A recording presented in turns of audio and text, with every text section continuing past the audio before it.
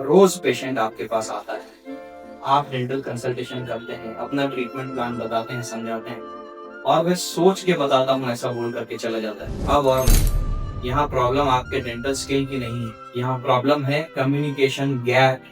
आज मैं आपको 3 पॉइंट्स में ऐसे हैक्स और ट्रिक्स देने जा रहा हूँ कि आपकी डेंटल कंसल्टेशन और उसका कन्वर्जन रेशियो इंस्टेंटली बढ़ जाएगा। Number 1, don't sell treatment, sell solution.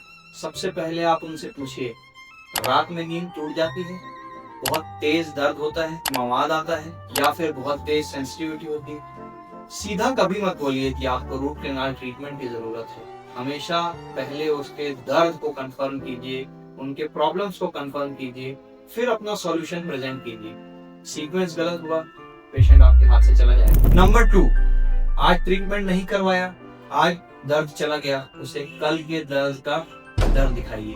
आज रूट कैनाल ट्रीटमेंट का 8000 रुपीज चार्ज आ रहा है, पेशेंट नहीं करवाना चाह रहे हैं, उसे बताइए इन्फेक्शन बढ़ेगा, आगे पहुंचेगा, हड्डियों में जाएगा, दांत निकालना पड़ेगा, फिर इम्प्लांट से रिप्लेसमेंट करना पड़ेगा, 40 से 50 हजार रुपए तक का खर्च आएगा। हमेशा ट्रीटमेंट नहीं करवाने के नुकसान पेशेंट को साफ साफ शब्दों में आपकी तरफ से बता देना जरूरी है। कई बार मरीज का ऑब्जेक्शन ट्रीटमेंट बड़ा लगना, कॉम्प्लिकेटेड लगना या बहुत महंगा लगना रहता है।